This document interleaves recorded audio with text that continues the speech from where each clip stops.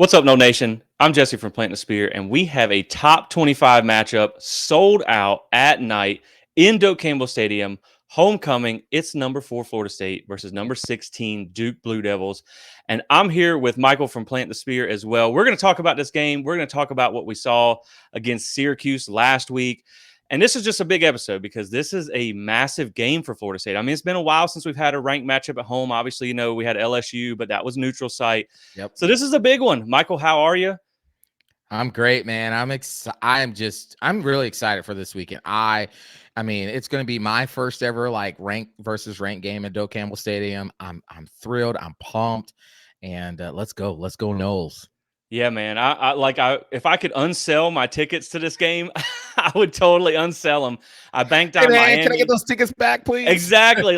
You can have the money back. I'll even give you some on the side. It's just I banked on Miami and not this one, and then this one turned out to be the big one. So yeah, I really wish I could unsell those tickets. But this is a huge one, man. It's a big Yeah. game, and we're going to talk about it. We're going to do a full preview for you guys. We're going to get down into it. But first off, we are going to talk about some things last week. We know Florida State got a dominating win over Syracuse. It's kind of the game we really wanted to see them play. They had one slow quarter out of 4, but they played really good for 3 quarters. Yep. This was, to me, the best game of the season by the defense, and it couldn't have came at a better time when you're talking about Duke, who, on the one hand, we don't know how good their offense is going to be. A lot of that depends on Riley Leonard. But I really liked what I saw from the defense. That was my big takeaway. They had a dominant day. And then, obviously, I mean, you can't talk about this game without mentioning what Keon Coleman did, an absolute machine of a player. Yeah. So give me some of your thoughts. Was there anything that after you watched the game again that you went back and saw that stood out to you? Yeah. I think again, like you said, man, the defense played, I mean, just absolutely lights out. I mean, gosh, Schrader, the running backs, I mean, they really Allen, I mean, they just had nothing. They could do nothing. And the defense was in position. I mean, it was great to have Akeem Dent back. I mean, you saw just the communication from the secondary with him back in there. I mean, they were aligned right. They missed a couple tackles here or there. I think Syracuse was when I went back and watched that one long run they broke was, a guy was misaligned where he should have been. And other than that, though, I mean, it was just phenomenal. It was just incredible. I was telling you offline that one of the clear ways we knew that Florida State was just dominating was, at second half, first possession for Syracuse. It's like 3rd and 10.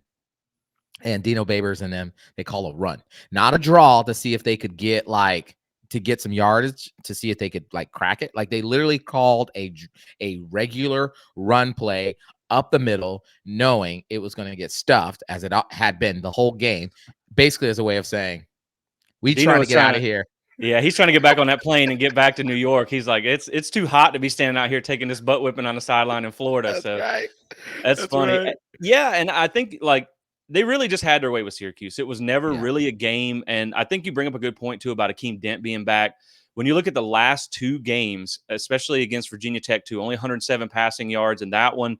This was just where our biggest concern was really, is this secondary going to be able to get it together? Right. And we knew that when Akeem Dent went out, the biggest thing really, I think, was not so much the play on the field, but the veteran leadership on the back end of making sure everybody's where they need to be. Because when you lost Jamie Robinson after last year, and then you had Shaheem Brown, who comes in and had a great game, by the way, had a great game. Oh, He's still a young guy. So now you get that quarterback of your secondary back, and you've seen the secondary play a lot better the last 2 weeks. And they're going to need them going forward because you have some good passing teams coming up. So any other takeaways on that game? Yeah, I thought I mean, we're going to talk about the defense and we'll get to the offense, but real quick I just thought the defense played so much more freer.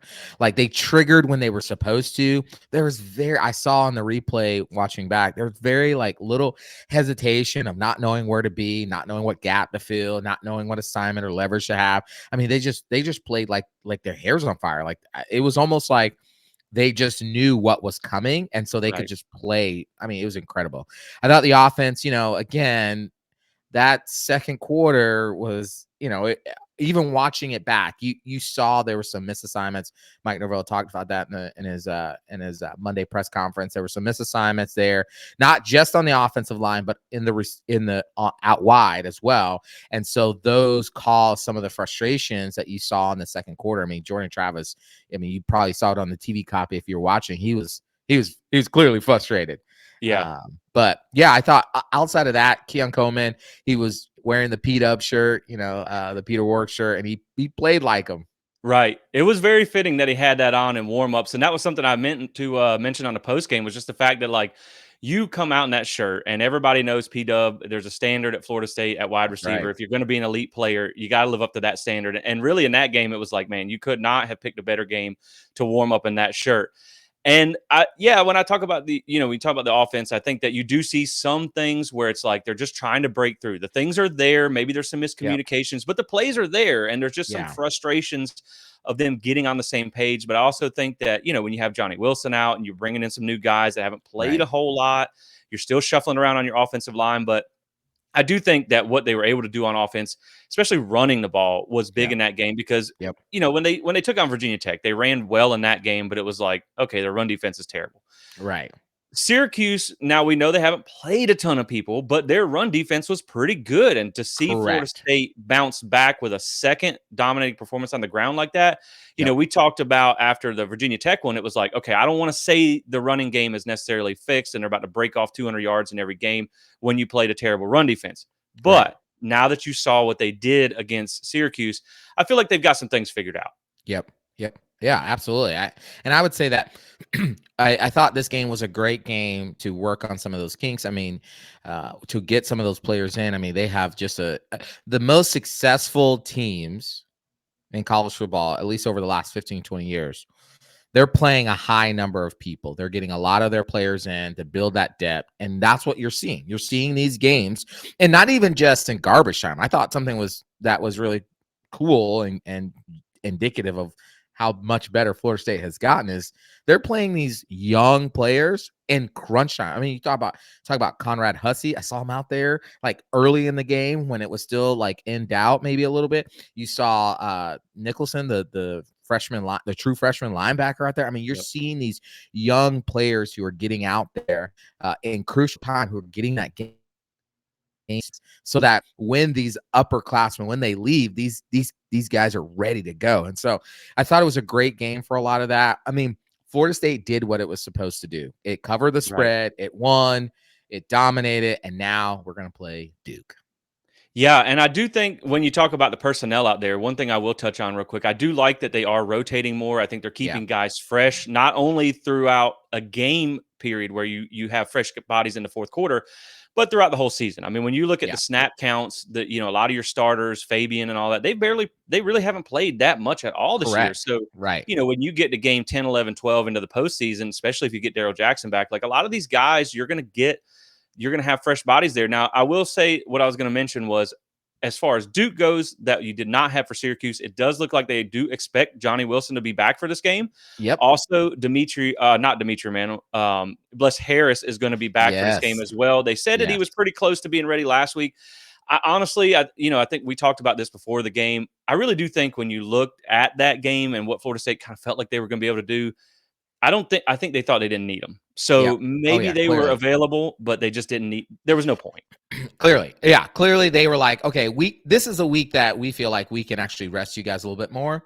I think an emergency situation, Johnny could have played too as well. Yeah. I wasn't super concerned about them not playing. What I am concerned about, though, yes, great news that Johnny's going to play. Great that we're going to get Bless Harris back, but Washington, the left tackle, well, he plays every spot in the line. Mike Norvell did not sound very confident in his Monday press conference about him playing. And I mean, I know we'll get into this with Duke, but man, if there's any concern I have playing Duke, believe it or not, I know what you're about to say. Duke has some real boys on that front line. And I still am not super comfortable with our offensive line just yet. Right. But if you had you had Harris, you had Roddick, you had Maurice Smith, you had Washington, and then you had Scott. Like, I think that's your line, but they haven't been healthy enough to get there. And so that if there's anything, and I know we'll get to that, but that gives me some concern. Yeah, and Darius has been kind of that Swiss Army knife. He can play literally every position. He's played very well this year in wherever you've asked him to play. I do think, getting Robert Scott back and then now adding Bless Harris, so you can have two tackles there. Maybe you can even kick Byers inside to cover up some of what you need. And Keandre Jones has really been he stepped up. He stepped up this year. So I feel good about the offensive line, but like you said, I just think it's not quite on the level that we saw last year. I think they do miss Dylan Gibbons and guys like that. But before we get on to the next segment, we will wrap up Syracuse real quick with our Prize Picks player of the game. So let's go. If you guys want to get in on daily fantasy, sometimes it can be hard. You got guys out here that are doing fantasy sports and they got lineup creators and all this stuff. If you play with Prize Picks, all you have to do is play against yourself. They're going to give you a total. Will Jordan throw for 250 more or less? That's all you have to choose. So it makes it easy. Now, you guys can get a 100% deposit match up to $100 when you sign up with code SPEAR. So check that out. Yeah. So Michael, I hate to steal the thunder, my man. There's really obviously it's going to stand out who I'm going to pick, and it's going to be Keon Coleman. When you talk about the player of the game, I probably, if we could have a co-player of the game, we'll just give it all to Keon because, man, he showed out. He was the offense in this game. Now, you had a lot of running too, but when you talk about from the receiver position, he was unstoppable. 9 catches, 140 yards, a touchdown. And if that wasn't enough, then on special teams, he also lit it up. 6 returns, 107 yards, long of 72, almost had a special teams touchdown. Just an absolute monster performance. So I'm going with Keon Coleman for my Prize Picks player of the game. Man, that's he was. Every national championship team, you're looking at him, and you're like, who's that one player that just takes over a game and does ridiculous stuff? And it's finally good to say we have that again in Keon Coleman. So I love it. I love it. I would say for my Prize Pick player of the game, that's what we're doing, right? I got that. Okay, good. I want to make sure. I'm going to go with the defense, and I'm going with none other than Josh Farmer. The dude had a beast of a game. Obviously the sack, the strip sack that he had against Schrader there, that Verse picked up the fumble. He was in the backfield often. He had tackles for loss. He was just disruptive. He was just completely disruptive, and which is great because we almost didn't have him, that whole little thing in the summer. But to see him just kind of grow, kudos to, the legend Odell Higgins. He's an awesome coach. And again, he's developed just an incredible player. And so, mine's is Josh Farmer. Good job, guy. Yeah, man. He's been dominant up front for a young guy, too. So I'm really excited about this whole defensive line. Not just the guys we knew about, but the guys, just really the whole thing I'm excited about. So, all right, guys. So let's talk about the big one. This is huge, man. This game is so important. And Michael, here's the thing. So when we go down the list like we did in the intro, top 25 matchup, battle for one of the top spots in the ACC. There's only 3 teams left that are undefeated in ACC play. Sold out, night game, homecoming, nationally televised. I've heard there's going to be somewhere in the range of 50 to 70 recruits on campus. Yep. If you had told me 2-3 years ago that you said, guess the opponent. Okay, it's Clemson. Yep. It's Duke. It's Duke. Where did this come from? And this ain't a basketball game. Exactly. This is nuts, man. Credit to Mike Elko, who's a great coach. I know people have mentioned his name at Michigan State. I hope he takes the job because he can get out of the ACC. He's good, man. He had some top 25 defenses, even at Wake Forest back in the day. But, man, I never saw this is shocking that it's Duke. But this is where we're at. It's 2023, and Duke is the team to beat. And this is a big one. Yeah, this is huge. And to your point about if you would have blindfolded me, told me all that and said who it is, I'm saying it's Clemson, I'm saying it's a non-conference opponent, I'm saying it's Miami, right? I'm saying it's Florida, right? But I think we in the era of the transfer portal, schools that aren't typically national powerhouses will more often, normally a school like Duke might have a good season. Last year they were 9-4, I believe. They might have one of those every 20 years, right? Right. In the transfer portal era, that's probably now one in every 7 or 8 years because Now, Duke has high academic standards, but now they can go get those really smart players who are actually really good too and pay them. Let's just Yeah. be honest and pay them. And so, yeah, that's what you're seeing. Elko came from Texas A&M where he was a defensive coordinator and he's brought over some of those players. That was, let's be real. Jimbo, I know he's the name that no one shall mention, but they've recruited some top players there. And so some of those players came over to Duke with Mike Elko there. I mean, when you watch this team, I mean, it's going to be a great game. I'll say Yeah. that. Yeah, and I think what you're seeing now with the portal is talent is spread thinner, like, but more Yes. evenly. Like, you may not go take, say, not everybody's going to be a Keon Coleman, but you Correct. might get a Texas A&M guy who's a former 4-star recruit, Yep. hasn't seen the field a lot, but been developed a few years, can be an impact player at Duke, and Yep. that's what you're seeing with these Yep. programs. Whereas now, like, you don't have to live with what's on your roster. You don't have to Right. live with the groceries. You don't have to cook with the groceries in the fridge. You can kind of order a little bit there on the side. You know, you can get some I love it. seasoning from the store and really kind of spice your roster up here. So That's right. it's yeah, and like, you got to give them hats off. And I will say, like, one of the biggest things, and this will lead into one of my keys of the game at the end, is like, the thing about Duke that stands out to me is they are a very well coached team. Like, Oh, man. I think I saw after they beat Clemson, because it was the talk of the town at that point. I think they said something about they had 2 blue chip players on the entire roster, Yep. which is amazing that they're able to compete with the teams that they are with that. I don't want to say lack of talent, because we know players who don't come in with a high star ranking can still Right. live up to the hype. Yep. They can still be great players. But I think when you talk about Duke, they don't make a lot of mistakes. They're not a very heavily penalized team in most Yeah. cases. And so I think really when you look at it, especially when you talk about the Clemson game, you have to play a clean game of football, or else they will capitalize on those mistakes and Yes. beat you. It's one of them where it's like, maybe you don't have the talent edge, but if you play a cleaner game, turnovers and things like that, penalties, I mean, it can Absolutely. change the game. Well, I mean, if you go back and watch the tape on that Clemson Duke game, Clemson was driving the ball between the 20s. I mean, they were just eating it up. I mean, I know we'll get into the stats because you're the stats guy, but just give me this real quick: is that Clemson had 213 rushing yards against the number 1 defense in the ACC. 213 rushing yards. Yeah. So Clemson was going up and down. The reason why Clemson lost was they had a terrible field goal kicker, Yep. and they turned the ball over when they got to the red zone. Yep. Yeah, a lot of that loss was what had to do with Clemson. Now, that doesn't mean Duke didn't play well in that No. game, Right. and they didn't earn that win, because they still Right. had to go score and take advantage of those missed opportunities.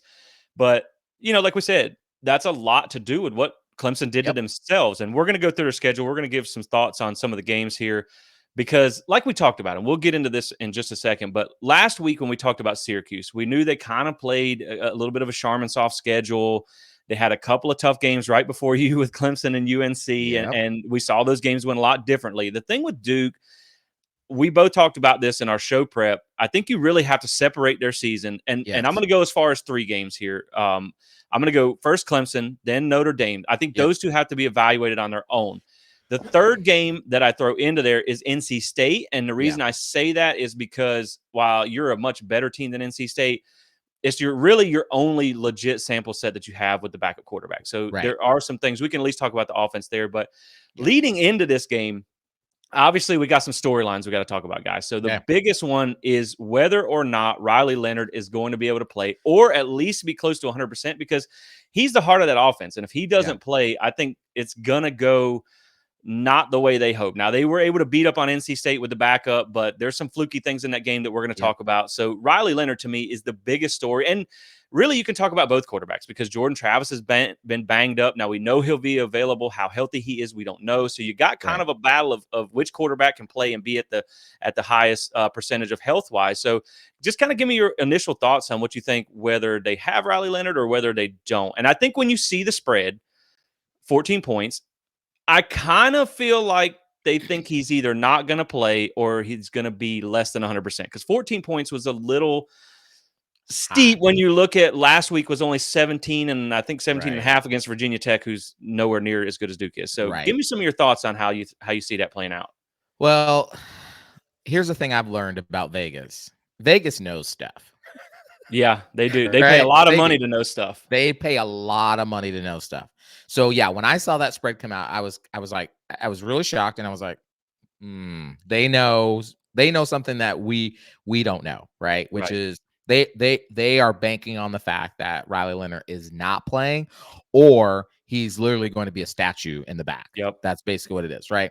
And that severely hampers their offense, and it gives a clear advantage to Florida State.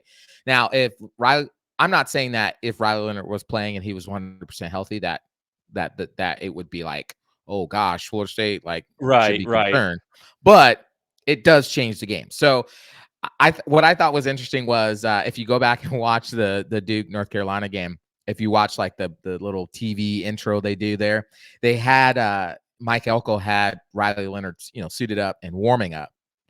And Mm, I've been reading on Twitter this week, or X, whatever you want to call it, that a lot of people are like speculating like he's doing that so he's trying to force Florida yep. State to like prepare for both quarterbacks. And I thought, yeah, that's some gamesmanship, right? But Right. a high ankle sprain, the typical for an athlete, not just Yeah. now for you and me, it probably takes like 2 years to get over. But for people, but for the athletes, I mean, it's like a 4 to 6 week deal. Right. And he was barely, I went back and watched it. He was barely putting any pressure on his foot when he was doing those warm-up passes. So, man, I'm going to put the percentage at 35% that he plays. And if Yeah. he does, he's a statue. But I'll say this real quick. You know how this goes, right? Injuries versus Florida State.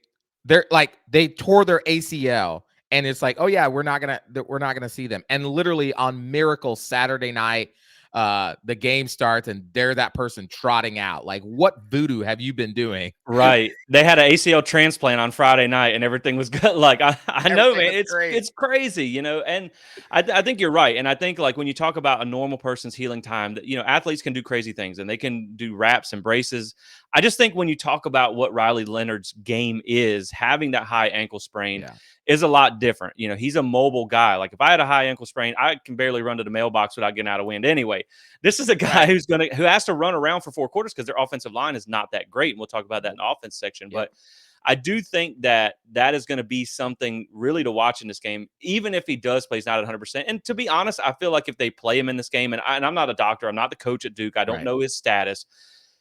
It feels short-sighted to me. If Yeah. you play him in this game, it feels like you're trying to win this game. Whereas if you just kind of took the tough cookie and let him sit for another week, you have a lot left the season to Right. play for. So, Right. I'm going to leave that up to the Duke coaching staff, but that's kind of what it looks like to me. Because I tell you what, man, when I watched that hit, it was bad. I thought he Yeah. broke his leg. It Oh, was I thought so bad. too. Yeah, It it was was bad. bad. And the thing I would say to Mike Elko, if he's watching this, it'd be nice. Thanks. Subscribe, please. Right? Is look, man, if you lose this game, your season and your chances for an ACC championship game berth is not over. It's one Right. loss, Yep. right? And so you're trying to play. The thing I would say to a coach is like you're trying to play for the long game. And if the long game is the ACC championship game, it's one. If you lose, it's one loss. Like Right. it's not worth having him play this game, get that re-injured, and now he's done for the season. Right. And you get UNC later in the year, which if you win that game, then you have the head-to-head at only one ACC loss. So you would still make it in. Now, Right. I think you do bring up a good point too, though. I don't think Florida State was like on the ropes if Riley Leonard plays. I think the game would be a lot tougher. Obviously, I still think Florida State would win this game. I'm like in the weird camp where everybody's like, oh, I hope he plays because I want them at 100%. I'm like, dude, I want to win.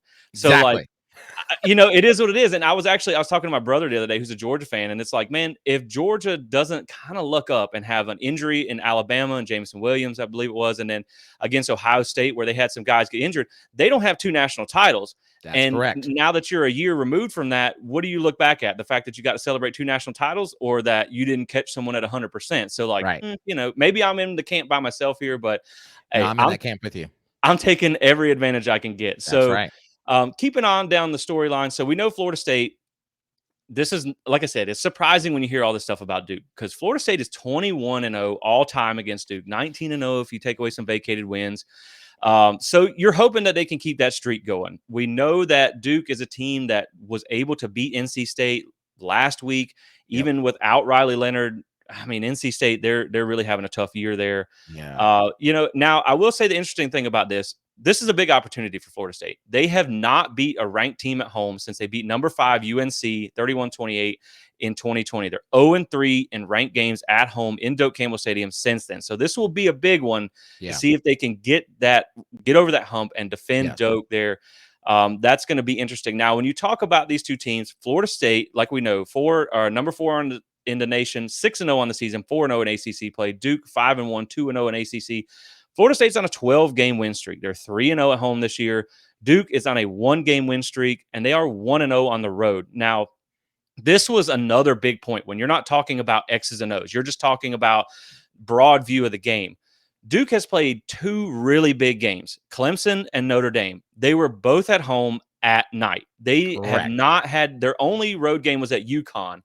They're terrible, and they don't have a big stadium. So, it's different, man, when you have to go on the road. And the thing, this is what I said about LSU and Orlando. You might not, the crowd noise might not affect LSU because they're used to it, but you don't have that on your advantage now. So while Duke may not have had to deal with, they might not have they only have a 40,000 seat stadium, I think it is. So while they don't have an imposing home atmosphere, they, at least by being a home, don't have to deal with an atmosphere like a Clemson, like a Notre Dame. So I think that's going to be a big issue, especially if you have a backup quarterback going into the first tough environment that he's had to play in. So give me some of your thoughts on how much you think Doak will be an advantage in this one. Well, I mean, you just ran through those, just 6-0, prime time. I mean, it's not just prime time. It's prime time with Chris Fowler and Kurt Herbstreit. That's prime time, right? ESPN is literally sending its best crew to be there. So you're going to have an electric Doak Campbell Stadium. This is not 40,000 people. This is 79,000 plus people screaming and yelling. You got the war chant blaring all the time. I mean, you got all of it. And you may or may not have your star quarterback. If he even plays, he's not 100% healthy. This is a different atmosphere than you've experienced as a ranked team. You look at Duke's schedule last year, they didn't play anywhere near this competition. It was soft last year. It was soft last year. And this year, like you said, we played Clemson. They played Clemson and Notre Dame at home, at Duke, right? Their 2 biggest games. They played at Duke. And they came up short and won, and they won the first game of the year against Clemson. This is going to be a whole nother level. Now, let us make sure to say this. It's a Mike Elko coach team. They will be ready. They're going to come and they're going to give it their all. But I just don't think that it's a different atmosphere. And I think that will play a part.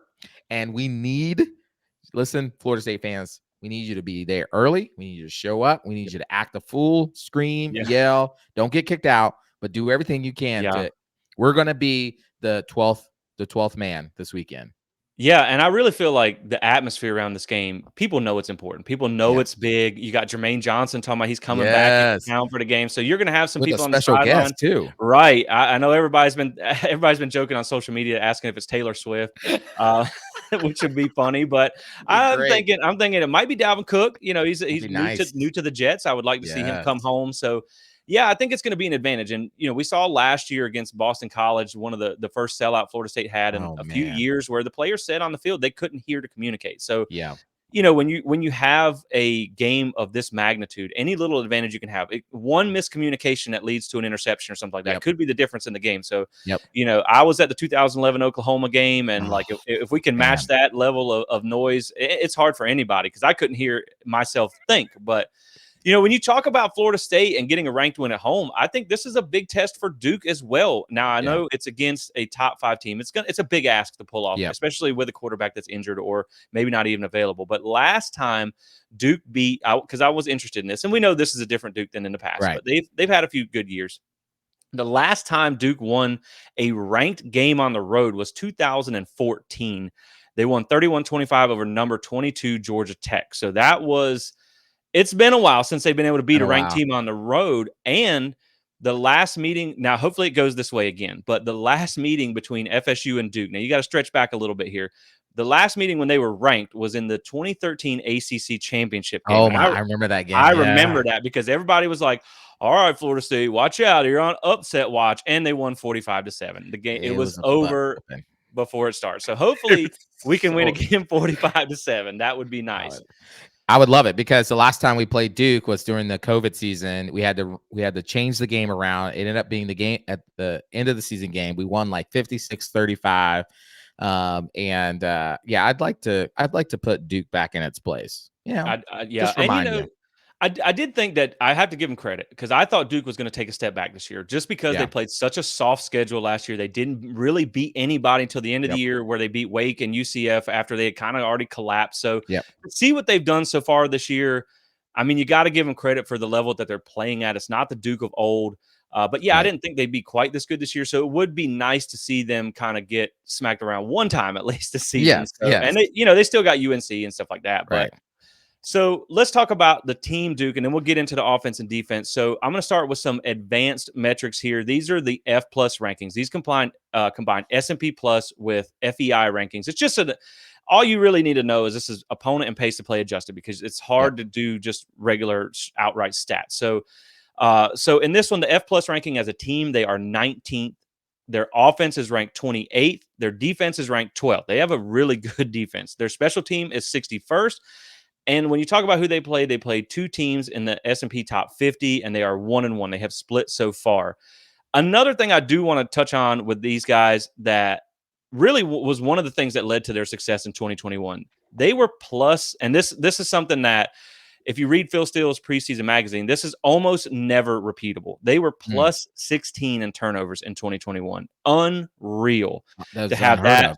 That's unheard of. And so I think it was second behind USC, who had like 20 something, which is Yep. insane, who just got housed by Notre Dame. So That's right. that's making Duke look a little better now too. Yes, it So, is. and this year they're plus 3. So that has kind of come back to earth a little bit. Like we talked about, they're a really well coached team, tied for 20th in penalties, 4.7 a game. So it's not going to be a very heavy penalized team like we've seen the last 2 weeks with Virginia Tech and Syracuse. And then we talked about that with Boston College as well. So as we look at the team from the outside in, again, they're top 20 in advanced metrics. And I will point out that the reason that I want to compare, like we were talking about before the show, the reason I want to pull apart those two games out of the rest of the schedule. So when you just look at comparing these teams, so keep in mind they were 19th in the advanced metrics here. So they're 19th, 28th, and 12th. Yep. So when you look at comparing Florida State to the most similar teams on their schedule, this is what we did for the Yep. Syracuse game. So Florida State in those same F plus rankings is sitting 10th in team rankings. Notre Dame is at 11th. Clemson is at 14th. FSU's offense is at 12th. Notre Dame's is at 19th. Clemson's is at 29th. Florida State's Mm. defense, 17th. Notre Dame, 9th. Clemson, 4th. So if you really want to compare that Florida State and Notre Dame in advanced metrics, you're literally one spot apart. So that is Right. a great sample set of what you think Yep. you might get in this game. So just talking about that as we get ready to go into their schedule a little bit and talk about that. Michael, do you just have any kind of overall thoughts of the team as a whole and some where they fall in the rankings, and is it well deserved, or is maybe some of this a little overhyped? Well, I think it's a lot more deserved, but then I also think there's a little bit of hype. And I here's agree what I with that. mean. Like Duke, when you watch them, I mean, they're a well-coached team, right? They're a well-coached team. They get to the ball on defense. They tackle well. They don't miss a lot of tackles. They're always in the right. They're almost always in the right place at the right time to make plays. I mean, on offense, when Riley is playing, I mean, he is dynamic. I mean, so the ranking where they are, it's deserved. I want to make sure we give credit where credit is due. It is deserved. It's also a little bit hype because if you actually watch the game, okay, so since Notre Dame is the most comparable to to Florida State and what Duke is going to face, I mean, if you watch the game, Notre Dame's offense basically struggled up until that point, right? And then you'll look at this USC game and think, oh yeah, this makes Duke look better. It does to the average college football fan, but to Right. those who know college football and watch the game, I mean, I think your local high school team could probably put 30 up on USC's defense, Yeah. right? Yeah. I think you and I could find 11 guys on offense, and we might be able to put up 10 or 15 on that defense. That defense is hot Yeah. garbage, as Deion Sanders would say, right? And so Notre Dame's offense isn't as elite as what we saw against Right. USC, which makes me curious. So I was curious about like how Duke has played against a really good offense. Duke has not played a good offense yet. Yeah. That would give me cause of concern if I was Duke. Like, oh man, Florida State is going to be the best offense we see all season until we see UNC, right? Because Right. you could arguably say they might be equal or Yeah. better than Right. Florida State, right? And so, whoa. And when I watched the game again against Clemson, against UNC, against Notre Dame, both games, Notre Dame and Clemson, they're going up and down the field. They had no problems moving the ball. It was when they got into the red zone. And I will say Duke, I think they're I went and charted, and I included Northwest because Northwest, I know they're like a high school team, but they're a Power 5 school. There are 45 drives that Duke's defense has faced. 45. Sorry. And of those 45 drives, Duke only allowed 13 to get into the red zone. That's 28% of the drives they face. So I think Florida State will be able to move the ball against them on offense. I mean, Notre Dame and Clemson's offensive line literally pushed. Just blew up those defensive lines. Yep. But they're opportunistic. That's what happens. They bow up when they get to the red zone. I also think FSU's defense is bigger and stronger, and you saw it clearly with Clemson and Notre Dame. Riley was running around a lot. A lot of it was design, but a lot of it also was he had to. He had to. Yep. They could not block Clemson at all. He could not block Clemson, and so I think just off the top, like those are just some things to really think about. They're going to play well, but I think the athleticism of Florida State, if Florida State comes ready for this game, should win out. Yeah, and I think that they play like they bring it to you. I mean, they get up in your face. When they played against Clemson, Clemson looked kind of flat and uninspired, and they brought it to them. So I will say that they play hard. So we'll run through their schedule real quick. We'll talk about obviously the first game, 28-7 against Clemson. We know Clemson had 2 fumbles inside the 10-yard line, 2 missed field goals in that one. Now, Duke's, you have to argue back at the same time, a Duke muffed punt led to Clemson's only point. So they almost shut them out. But again, you're talking about a Clemson team that should have had more points than what they did. And I actually pulled to the side of pretty much every game here because of Riley Leonard and how important he is. Now, he's a pretty good passer. I won't say he's Drake May or anything like that, but where he's really dangerous is with his legs. And so I kind of pulled his rushing stats on everyone just to see like how big of a loss it's going to be if he's not there. So in that game, they had 199 rushing yards, 98 of them and 1 touchdown was to Leonard. So again, he was the heart of their offense. And when you look at some of the better teams that they played, like Clemson had an 11% havoc rate in that. And havoc rate is tackles for loss, sacks, interceptions, basically big plays on the defense. So, that's something to look at too. They've struggled against a better one. Now you talk about they scored on 42% of their drives. They had a pretty good game on offense in that one. They moved the ball on Clemson pretty well. I was surprised about that one.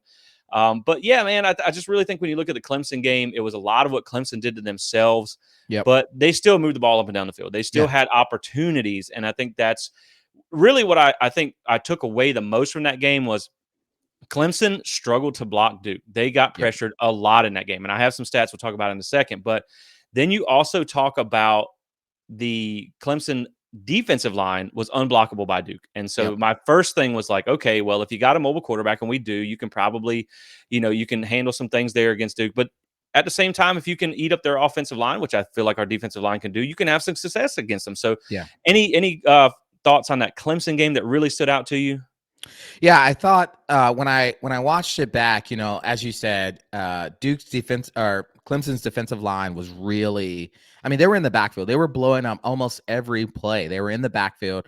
I think there are a few times that Duke's offensive line was able to hold them was, when Clemson would rush 3 on occasion. Sometimes they'd rush 4 and they would try to stunt, and the offensive line were able to pick it up for a little bit. But most of the part, Clemson, because as we saw in that game, and then what we ended up seeing in the Florida State game was Clemson needed to rush at least 5 almost every time to cover up the secondary that was suspect, right? And it's weird to even say Clemson with those 5-star athletes is suspect, but they were trying to get more pressure so that they could cover up what was happening on the back end. Well, you saw a lot of that. Now, I put our Florida State's secondary, I would say that I don't know if they're more talented than Clemson, but they're better orchestrated. And Right. so I would say that, look, I think that front four, I mean, I don't want Florida State to get away from being aggressive. Because the aggressiveness has been awesome, but that doesn't always mean blitzing. It just means like get up on those receivers, right? Right. Especially if the backup quarterback is playing. Make it Yeah. hard for him to find wide open receivers. Get up Yep. on them. And I think our defensive line, I think they will continue doing what they're doing. They'll blow it up. They'll put Riley or the backup quarterback on the run. And if it's Riley, that should be an easy sack because he can't Yep. run much, right? If it's Yeah. the backup quarterback, make sure we tackle well. But I think that was the biggest thing from the Clemson game. And again, of course, Clemson was moving the ball on offense. They shot themselves in the foot. Yep. Just be real. And I will say that was not that I'm trying to make any excuses for Clemson, but it was game one under a new offensive coordinator. They, now that they've got Correct. some things figured out, like we said last week, I don't think if you put Duke against Clemson in Death Valley this Saturday that they played Florida State, I don't think they win again. Well, I'd also say too, really quick, is that if you played that game 10 times, Yeah. you played the game 10 times at Duke, same context, Clemson wins 9 out of 10 times. I would agree with that. And Duke's a good team. I just think Yeah. it was, again, a lot of what Clemson did to themselves. So game two, we won't really talk about this too much. They won 42-7 over Lafayette, who is a 5-1 FCS team. But again, you're talking about a 5-1 FCS team.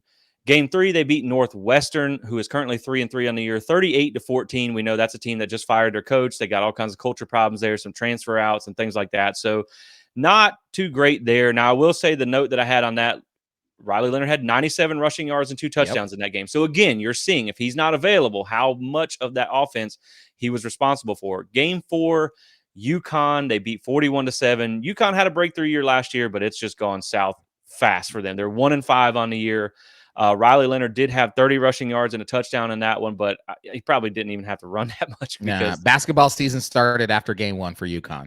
Exactly. They're back to being a basketball school. Now, the game that we're going to really hyper focus on is game 5. They did lose 21-14 against Notre Dame, but we know that really that game came down to a 4th and 16 stop. Like if they had got off the field, the game was over and they win. And so it was really close. Now, when you talk about that game, I don't think it was as close as the score let on. I think that this is what I talked about when I said early in that this was going to be one of my keys to the game. And if you haven't already figured it out, it's limit the mistakes. It's play clean because Notre Dame almost lost this game because of a lot of mistakes when you look at what they did. So just talking about, they had a havoc rate of 13% compared to Duke at 6. They had a higher explosive play rate. They had a little bit lower success rate. They had a higher yards per play. They were moving the ball. The thing is, when you look at this, so Duke did have 2 turnovers and Notre Dame didn't have any, but Duke had Notre Dame, they missed a field goal, which Duke missed 2 as well. And that's something we're going to talk about too, but is really just the penalties they had on the drive killing penalties in the red zone. They had one that turned a field goal attempt into a punt. They had a 3rd and short. They got 3rd and long, then they got sacked. And then they weren't able to convert there. And so they had a couple, and then they also had to settle for a field goal, and they missed. So that game really could have almost been a 20-point game in the second quarter. And when you look at, when I went back and rewatched the Notre Dame game before we jumped on, like they started out bad. Riley Leonard had a terrible first quarter. You had Notre Dame with 138 yards. Duke had 49 in the first quarter. Then when you look at the second quarter, Duke had 4 drives in the second quarter. 3 of them went for a combined 24 yards. The final drive went for 63, and 39 of those were Riley Leonard just running the ball. Design quarterback runs. He just made the most of it. So, again, he was really what kept them in that game. And then, they picked it up in the second half. That's, they had 3 drives. 1 went for 75 and a touchdown. The other 2 went for 9 yards. In the fourth, they had 2 full drives, 35 and 80 yards. So really, when you talk about it, this is a very much boom or bust offense. They only scored on 17% of their drives, and then they had 12 total drives in the game, and 6 of them went for under 10 yards. So it's very much and this is what we saw against NC State as well. And we'll talk about it in a second, but they're a very boom or bust offense. And so they kind of break big plays on you, but they're not overly great at driving the ball. I mean, in that game, they only had a 39% success rate. So give me some of your thoughts on takeaways on that Notre Dame game, what you saw, because like I said, I feel like they were, literally a yard or two away from winning the game. But if Notre Dame doesn't make so many mistakes, maybe that game's not even in that position. Well, yeah, you're absolutely right. I mean, you go back and you watch it for yourself, and you clearly see Notre Dame dominated the game. Like from a football leverage standpoint, there was not one moment of that game until towards like the end that you thought Notre Dame was going to lose this game. You're like, okay, Right. you're like Notre Dame just came off like a devastating loss to Ohio Yep. State, where they lost on literally the last second play, right? Their last play of the game. So you can understand the letdown of them coming back in and playing against Duke on the road, and you know that offense hasn't been great. But at the whole time, you're just thinking like, man, this game should be like Notre Dame should be up like 21 points right now. Like they should Yep. be dominating this. But never once did you think that they were going to lose the game until obviously towards the end when Duke took the lead with like, I think it was like 9 minutes. Yeah, with 9:17 to go in the fourth quarter. Duke was up 14-13. And you're like, oh man, Notre Dame's offense has been terrible, and their defense is causing some issues. So what's about to happen here? And then, Yeah. of course, obviously, Notre Dame goes on a 2-minute drive at the end there to win the game, and it was all Sam Hartman getting them down there and them running, and then that 30-yard run to score to win the game. And then, of course, Riley getting hurt on the previous drive there. Right. And so, to me, when I watched it, it made me feel better Yeah. coming into this game. It's like, It did. Yep. it was like, oh, like this wasn't like Duke played, lights out. Duke played the best they could in that game. Not lights out, but the best they could, and they still lost. Now, Yep. When you look at the Clemson game, if we're going back to that just for a second, you look at the Clemson game, Duke played the best they could, and Clemson gifted them the win, right? Yeah. And so I think with this Notre Dame game, like, yeah, they only allowed 4 of 12 drives to get into the red zone. They ran for 134 yards against Notre Dame. They ran for 189 yards against Notre Dame. They only passed. Riley only had 134 yards passing in that game. Yeah. So it was very clear that they were just going to run around and see what happens. And so I just think, again, Florida State, if you show up and you play assignment football. Right. If you take advantage of the opportunities that are given to you, if you score in the red zone, which we know we saw they just broke their 100% streak, and we know that had a lot to do with the play calling that we talked about on the post-game show, which Mike Norvell owns some of that this week as well. So I think you'll get that cleaned up. But previous to that, they had scored on 100% of trips to the red zone. So you just have to take advantage. And I think points are going to be at a little bit of a premium in this game. Yep. So maybe you don't push the issue. You take that field goal. I'm not going to jinx Ryan Fitzgerald, but he's been doing great this year. So just talking about, like we said, when we wanted to extract those two games. So what I did is I have a couple of difference in those two games versus the rest of the other teams. So when you talk about Duke, so points per game against those two teams, they've scored 21. Outside of those two games against everybody else, it's been 36.3 points per game. Points per game allowed it's 14, so that still sounds pretty good. But if you look at it's 21 if Clemson doesn't, the average now between two games, the average would be 21 if Clemson doesn't fumble twice in the red zone, and 25.5 points without 3 missed field goals, because apparently nobody can kick field goal against Duke. Whereas the other teams, they are only giving up on average 7.6 points per game. Of course, I round up, on some decimal points, but you're talking about going from a score of 36.3 to 7.6 to now against the two teams that are most similar to FSU going to around 21 to 14. Where if you don't make a lot of those mistakes, now you've lost the game 25 to 21. So you can see that against a tougher competition, they have not really been able to rack up those yards. Talking about yards per play, they are coming in at 5.48 yards per play against Notre Dame and Clemson, 7.1 against the other teams. Big difference there.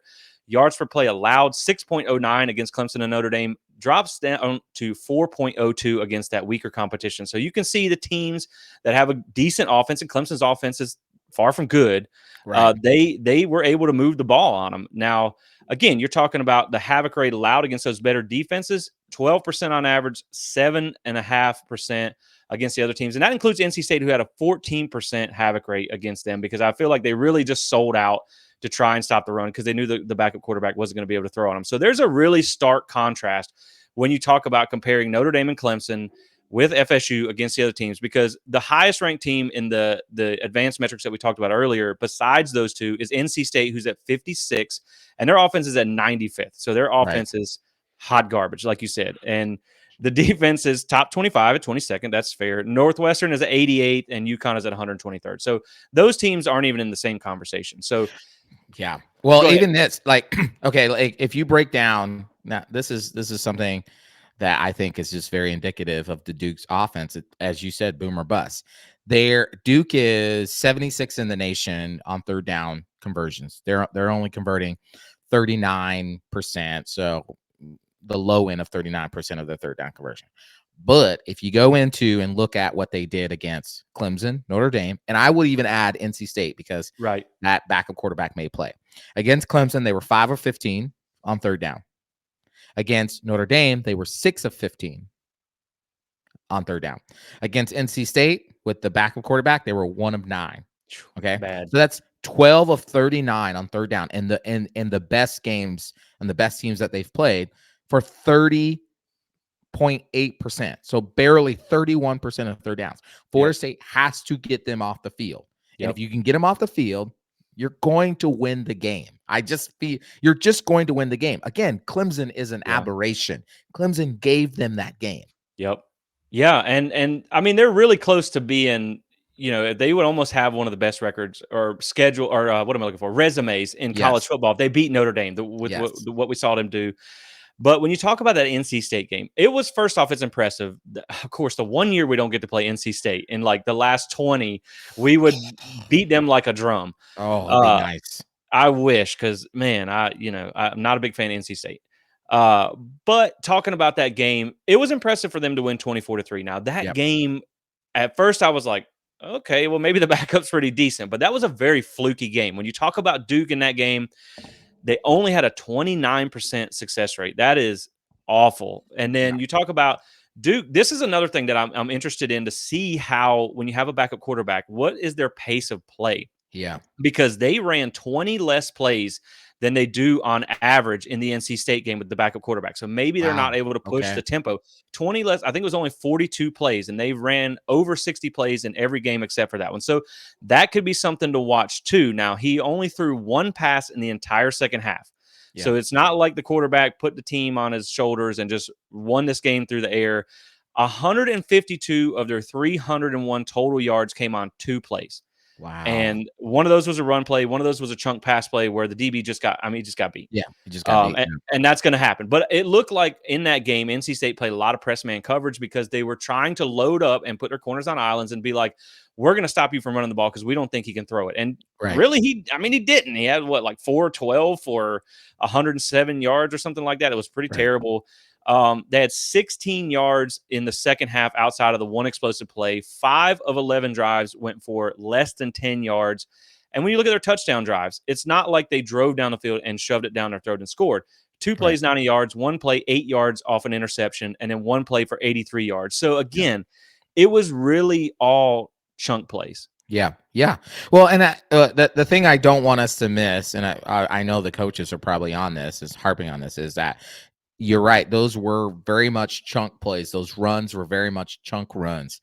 They still ran for 194 yards. Yeah. In that game against NC State. Chunk plays count. I mean, it's not like plays counts. It's not like they don't count. It's just those are harder to count on.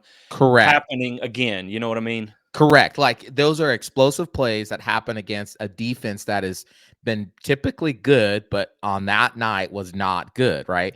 So, but they still ran for 119 yards. He only connected on 4 passes. I think he threw 11 if I had that correct. No, 12. He threw 12 passes, connected on 4 for 107 yards, And but the thing I keep thinking about is if you break the run down, a 6.46 yard per carry.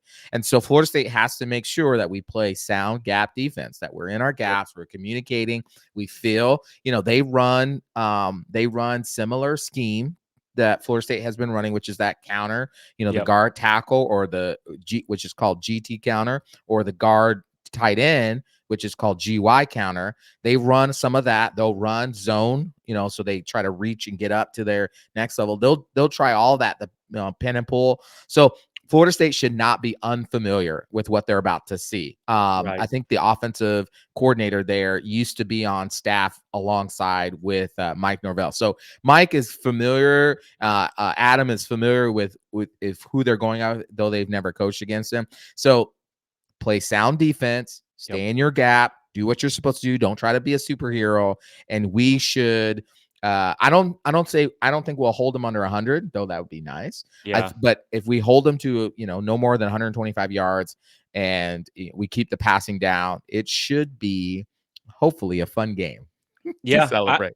I agree, man. And I just really do think that like there's so much that goes into it with who's going to be quarterback or not. But I definitely think, yeah, like when you talk about what Florida State has been able to do against a run this year, especially true running backs. Now, I know Allen against Syracuse broke off some runs on them.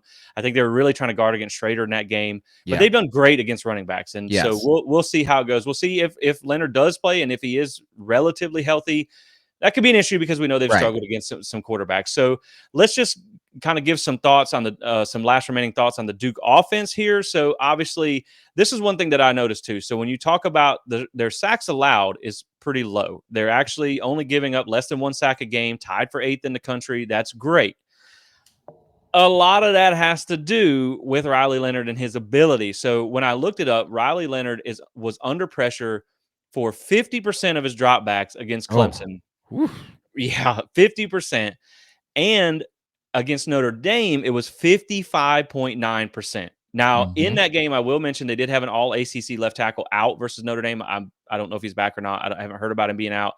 But he's been pressured a lot. Now, even against last week against NC State, Berlin was pressured 50% of his dropbacks. And NC State, man, they, like I said, when I say that I thought they were coming for the run, they blitzed 71.4% of the time. They brought the absolute house. But that's why you give up the explosive plays. Now, when you, in the same breath, when you talk about explosive plays, Duke is not a really big explosive play team. They, when you're talking about plays of 10 plus, they're 72nd in the country. And Riley Leonard's not a guy who's really going to stretch the field on you. They don't throw it down the field a lot.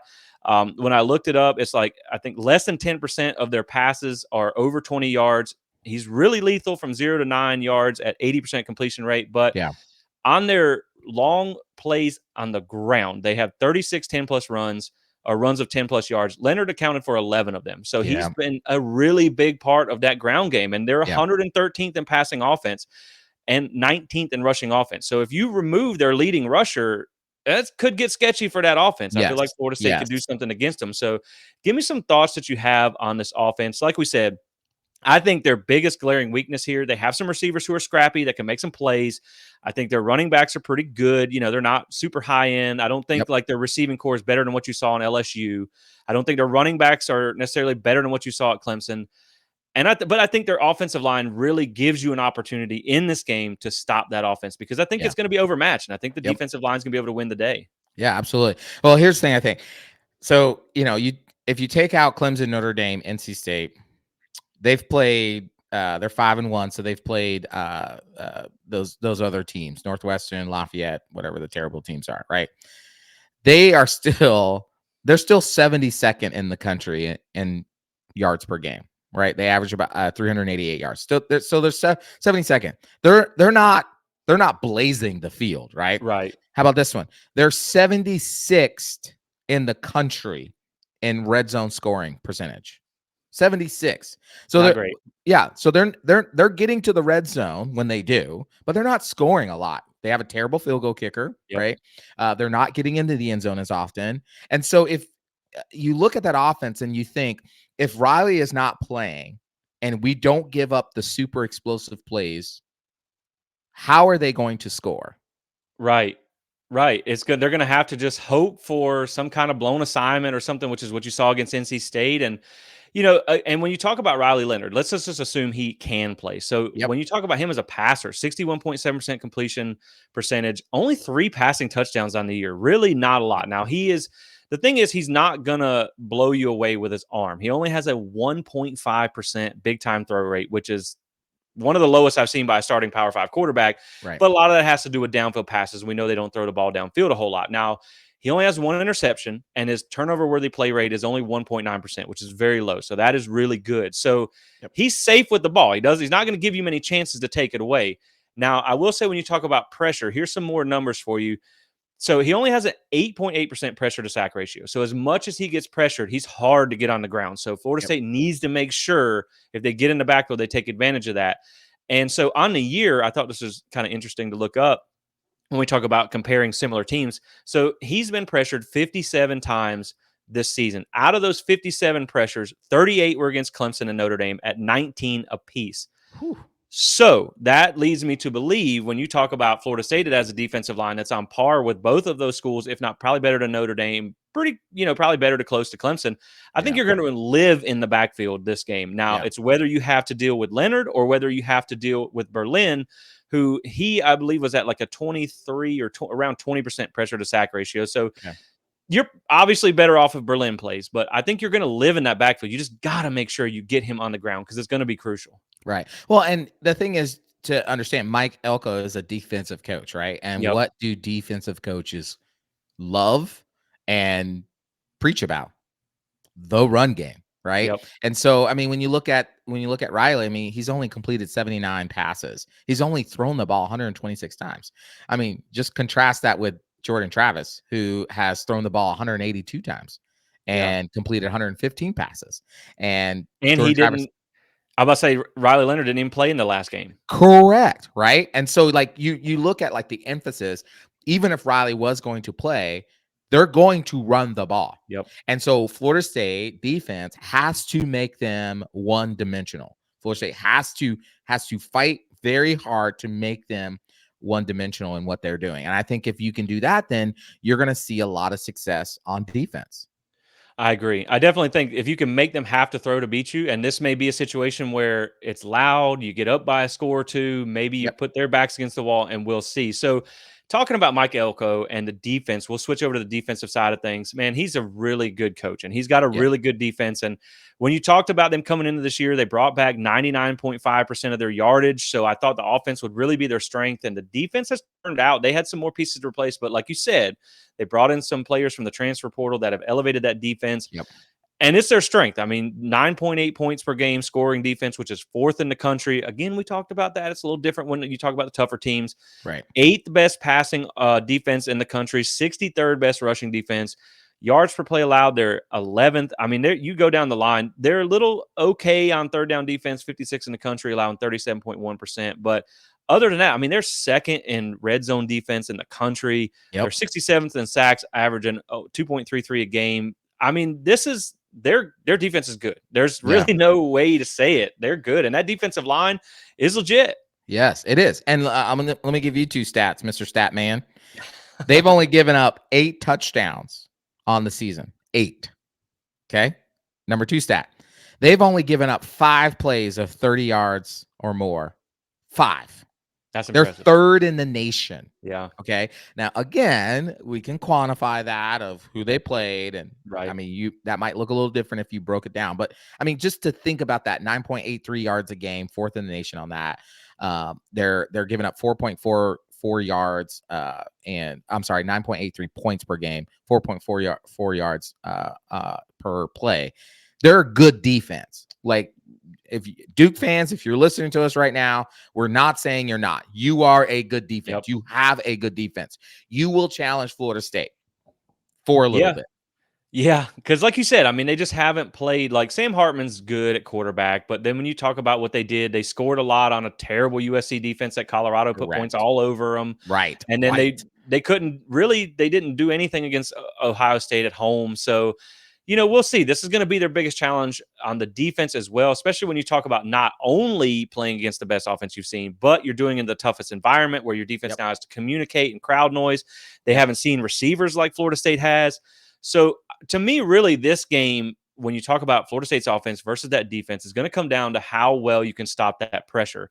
Yep. Now, I will say that they get a lot of pressure and they don't blitz a ton. That's the crazy thing about this, because that defensive line, I don't know his name off the top of my head, but number 90, when you watched the Notre Dame game, I mean, that dude stands out on film. Every play he's in the backfield. But so Clemson, they got 42.6% of the dropbacks were pressured for Klubnik in that game. And that was really the one thing that stood out to me. I told Clemson fans in the beginning, like, you guys might have some trouble up front. So 42.6% pressure rate against Clemson, only blitzed 25.5% of the time. Notre Dame, 54.1% pressure rate, only blitzed 37% of the time. So again, they get pressure. Now, NC State was a little different. They also didn't throw the ball much, so it's kind of hard to have a high rate there. It was only 29.4%, but they get pressure. So like if Florida State's defense or offensive line can slow down that defensive line, I feel good about what they're going to be able to do in this game. Yeah. The number 90 is Dwayne Carter. I mean, that boy was everywhere. Holy cow. And then also too, Jamone Franklin, number 5. I mean, that boy's big. He's a big. I saw he did a celebration for like a sack or something, and I was like, that dude don't even fit on the TV, and I got a 70-inch TV. Exactly. That dude's a hoss. And so he's like, they're gonna our offensive line is going to have to play one of its best games. I mean, now what gives me confidence is I think LSU's defensive line, I mean, the rest of the defense is hot garbage. That defensive line was legit. That's an NFL defensive line, right? So we held up for the most part on that game. So I have confidence that we should do better. But FSU's offensive line is going to have to show up. They're going to have to communicate. We cannot have any like complete just whips where the dude just blows past the lineman and is in the backfield and penetrates, and like that's just gonna if we show up and we play the game we're supposed to play and we play as well, we should in most plays neutralize that defensive line. I think that they can do that if we do that. But those boys are big. They are, and I think they'll scheme around it too. And I remember there was one play in the Notre Dame game where the center, he had just committed a snap infraction, so maybe he was a little focused on snapping the ball. But man, number 90, I mean, literally just one hand, just bull rushed him in and then just swatted Hartman down. I mean, it was like that was a grown man play. Yep. Now, the front seven that you played against Clemson is probably the best on your schedule. So you have seen better competition. But I think really when you talk about Duke as a whole, as a team, as a defense, especially their identity under Elko, they may not have NFL caliber guys across the board like a Clemson has, but they play hard. They don't take a play off. They are very disciplined. Like you said, they're in position to make the plays. They swarm to the ball. And again, that's how you take a team that doesn't have a talent advantage and goes in and beats a team that does, is by playing sound assignment, executing football, and you play at a high level. You don't just come out flat and hope. Like they play with a dog mentality. Right. And I mean, one of the things that you're going to see, and you can go back and watch the Clemson and Notre Dame tape, but you see this really a lot in the Notre Dame tape, is they're going to rush 3, like you said, and they're going to drop. I mean, they're going to drop 8, a lot of times they're going to drop 8 into the passing lanes. They're going to play a zone. They're not afraid to play man. They'll play you man, but they're going to play a lot of this drop zone. They're going to be running. You'll see the linebackers like turn and run to their zone and then turn around to face the quarterback. So it's going to really force Jordan Travis. This is probably going to be the game where he's going to have to control his emotions and not always look for the deep shot. Now, if you throw underneath, I think one of the things that we saw in the Syracuse game that was like a moment was if you throw underneath, it allows you to then throw over the top and connect on the deep pass. We're going to have to suck Duke in with the underneath throws, let them come and tackle, let them get all like, we got to bring the safety down, all like that stuff. And then boom, you'll be able to hit those over the top. But Duke will flood the zones. I saw that so much. They will drop 8 into the passing lanes. So you're going to have to be patient, Jordan Travis. You're going to have to be patient, Mike Norvell. Yep. Yeah, and that's what I was talking about. They're able to get pressure with their defensive line without bringing a lot of blitz, so they can drop those guys back. And I will say, in the Notre Dame game, they did have two receivers out. One was a starter, and Yep. that's Notre Dame. They did have one starting receiver out, and there was some times where like Sam Hartman just missed a few guys, Yep. and they just dropped some passes. I mean, they had some wide open stuff. Now, I will say their tight end had a big game in that one. He's a bigger guy. Duke's secondary is not a very large group size Yeah. wise.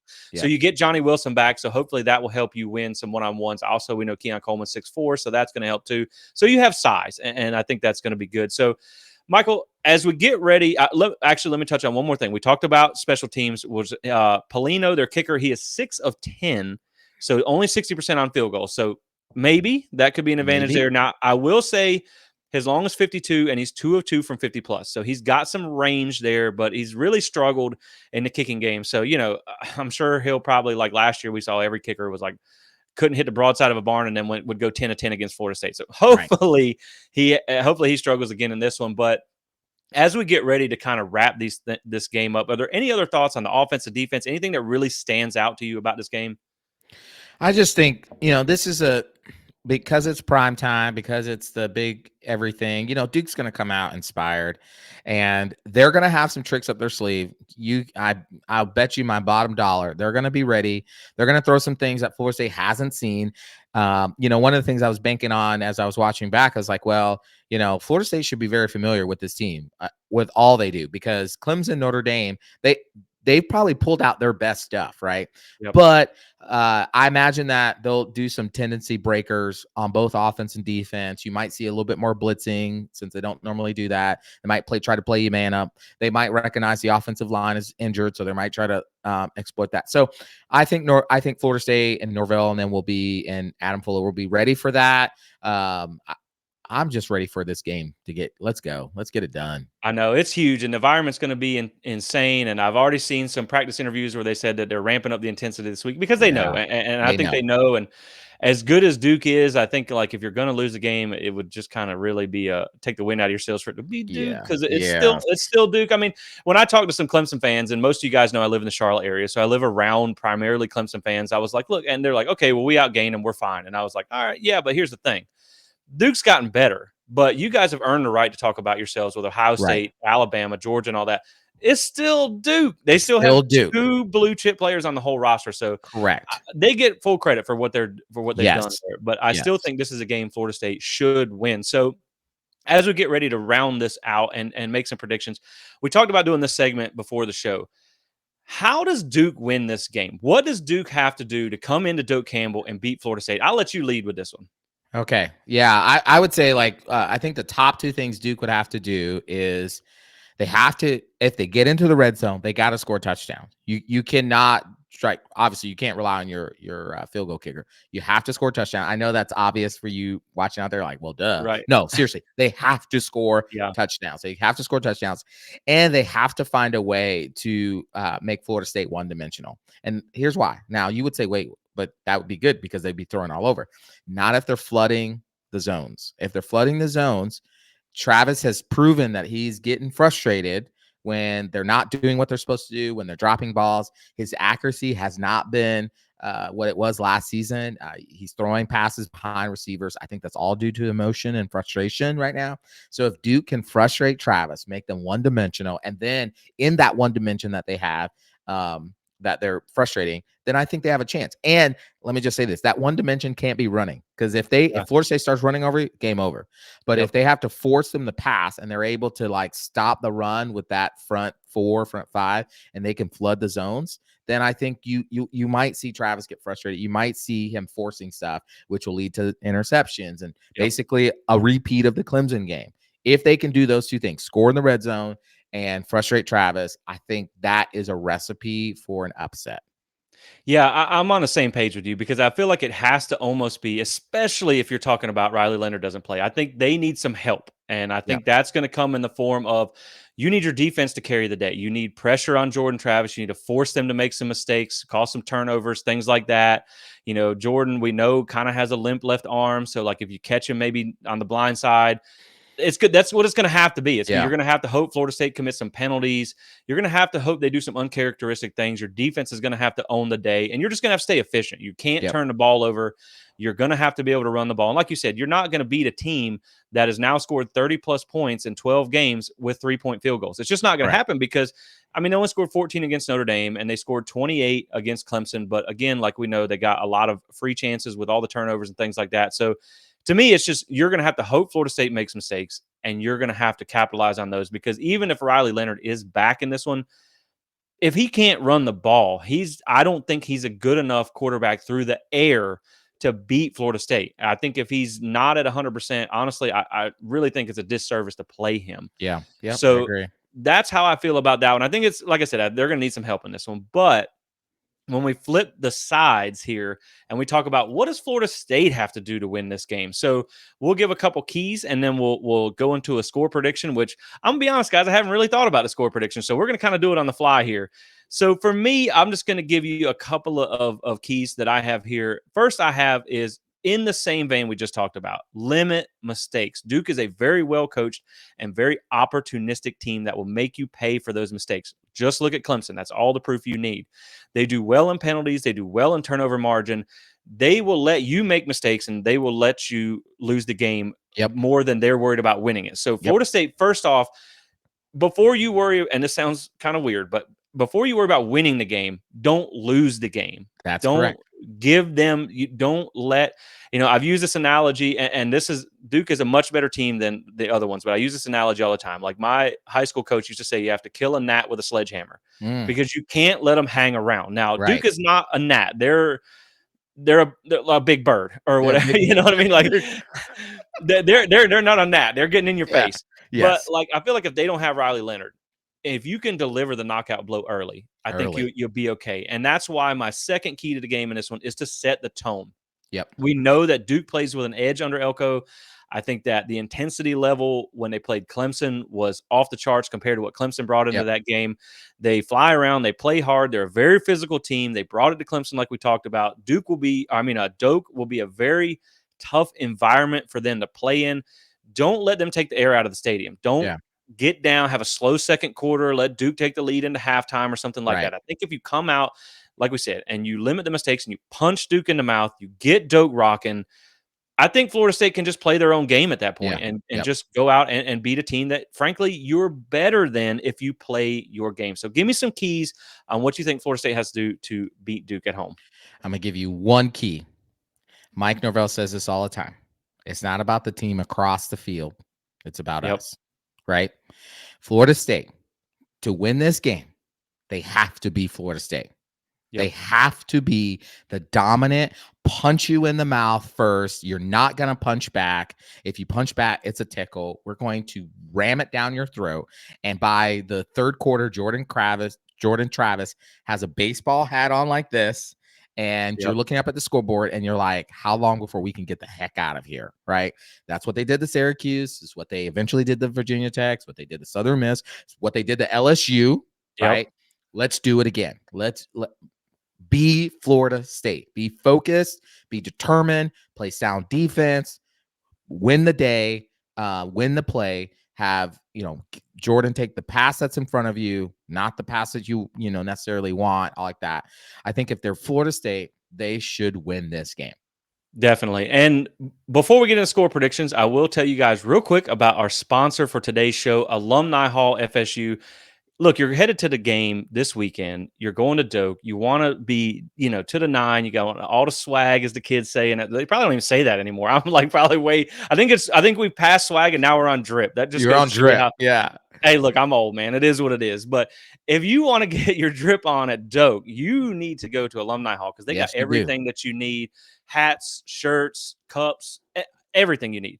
So if you guys go there, tell them we sent you. Use code SPEAR, and they're going to hook you up with 10% off. So not only can you look good, because you're going to buy the gear anyway. We all know that. Right. You can get it at a great price with code SPEAR. 10% off online or in-store, 1817 Thomasville Road or alumnihallfsu.com. Go check those guys out. Thank you so much for supporting our sponsor who supports us. It's been a great month for them, and we hope to keep this relationship going forward. So, Michael, it's time, my man. It's crunch time. I think that it's fair on our part to give 2 score predictions. Oh, thank you. I was hoping you would say that. Because there's 2 different games that could be Yes. played here. I think we'll do a with Riley Leonard and then a without Riley Leonard Okay. score prediction. So I'm gonna let you go first, matter of fact, because Okay, good. I haven't really thought about this. I have the one for if Riley Leonard plays, but I got to think a little bit about the other one. So go ahead Okay. with yours. Oh, okay. Do you want both of them right now? Yeah, go for it. Okay, so if Riley Leonard plays, he's probably still a statue. I have Florida State winning 35-21. I think with him, even though he's a statue, the threat of him running is going to cause our defense to do some things they shouldn't do. But I still have I have Florida State winning 35-21. If he doesn't play. It's funny because I will say, I was thinking in my head, and I'm not kidding, I was thinking 34-20. Oh, okay. So we're right there. We're right there. I'm thinking 34-20 if he does play. Yeah. So if he doesn't play. Now, if he doesn't play, I have Florida State like mid third quarter. Jordan Travis has a baseball hat on. 38-14.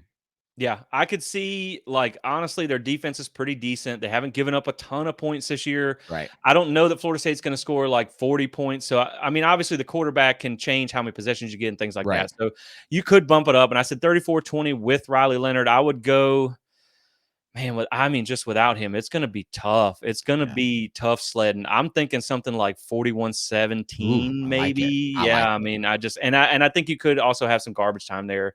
Maybe 7 points, maybe 41-10 or something late in the third. I just think without him, I just don't see much. I mean, you got some experience last week for NC State for the backup. That's going to help his confidence going forward.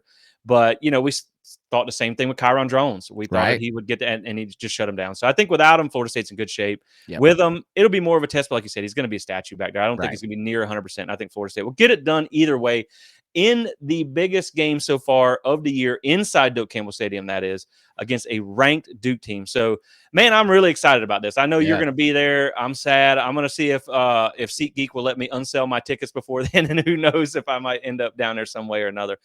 But with that being said, Michael, I know we got to kind of wrap this thing up, but any final thoughts on this weekend? Just anything as a whole that you want to say before we cut out of here? Man, it's going to be rocking. Florida State fans, show up. Man, be ready to scream. If you see me there, come say hi. We'll take pictures. We love you guys. Thank you so much for your support of Plant the Spear. Make sure you guys subscribe. Yeah, definitely. And so you guys just enjoy your time in Tallahassee. We are it's going to be a late night, but we're going to do a live post-game show like we did for LSU. And we're going to be on here. I'm going to try and get, cell phone services gone awful at Doak, but we're going to try and get Michael live from Doak to join us as well for a little bit. So you guys make sure to be on the lookout for that live post-game show Saturday night, just a few minutes after the game. We got to post some score graphics and then we'll jump on here, but we'll give you guys a heads up. So make sure you tune in for that. And we'll have a preview written article coming out in the next couple of days. You guys can check that out as well. So again, like Michael said, thank you so much for tuning in. Like and subscribe to help the channel grow. We appreciate everybody in our audience. So drop your score prediction in the comments below. I want to see what you guys think. If you think we're crazy or whatnot, I would love to see that. So with that being said, guys, we're going to go ahead and wrap this episode up. I appreciate everybody tuning in. And as always, go Noles. Go Noles.